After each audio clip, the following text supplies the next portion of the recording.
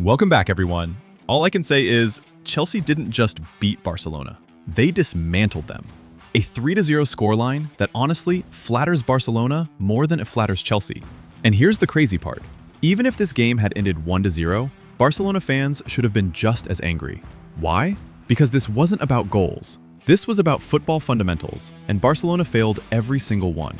Chelsea dominated the match at its roots. Attack, defense, midfield control, all of it. If you're a Chelsea fan, you walk away proud even at 1-0, because what you just saw was a complete blueprint of how a great team plays football. Barcelona? They had one early chance from Ferran Torres, and then disappeared from the planet. And after the third goal, game over. Anything after that doesn't even count. They were down to 10 men, mentally broken, and physically done. Chelsea's midfield ran the show from the first whistle. Enzo and Caicedo were bullying Barcelona in every duel. Reece James kept popping up exactly where Chelsea needed him. One moment extra defender, the next extra midfielder. And what did Flick do? A move that defies logic. He shrank his own midfield. He pulled a striker, pushed Garcia back, threw Christensen into the center. It was like watching a coach trying to fix a sinking ship by drilling new holes in it. Maresca saw that weakness and attacked it instantly. Everyone thought Estevao, Garnacho, and Neto came on to counterattack with these three wingers. Wrong. Maresca brought them on to destroy Barcelona's defensive structure. He didn't give up the ball. He didn't sit back. He fought for possession tooth and nail. And with three constantly rotating wingers, Barcelona had no reference point. No one to mark. No stability. Neto pops left, then drifts central. Garnacho cuts inside. Estevao swaps lanes. Chaos. Organized chaos. Exactly what a fragile Barcelona backline couldn't handle. Barcelona's offside trap.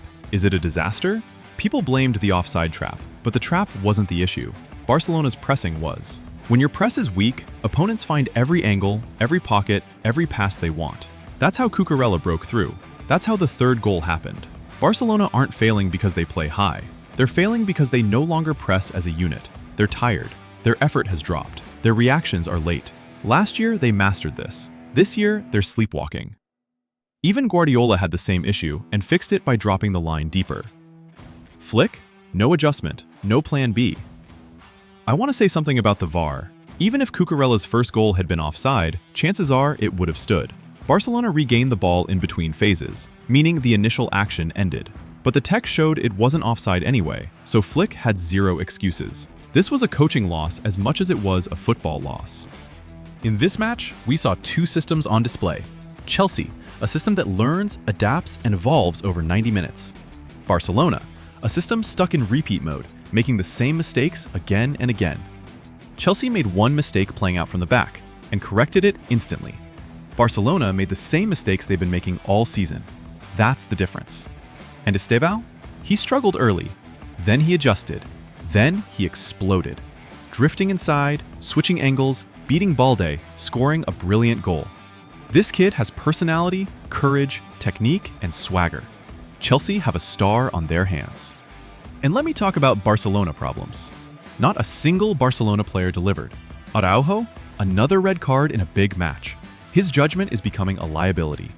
Lewandowski, invisible the moment the match gets physical. Rafinha, the only bright spark, and he wasn't even fit to start. Physically, Chelsea overpowered them. Mentally, Chelsea outthought them. Tactically, Chelsea outcoached them. De Jong getting knocked over repeatedly said everything you need to know about the physical mismatch. While Flick clung to his system like a stubborn commander, Maresca adjusted everything on the fly. Mito tracking back to stop 1-versus-1s. Caicedo covering the entire pitch. Enzo dictating tempo. Cucurella essentially playing the match of his life, causing chaos, provoking the red, shutting down Yamal, and being everywhere at once. Chelsea looked like a team. Barcelona looked like a warning sign. Flick might win La Liga because most opponents are weaker.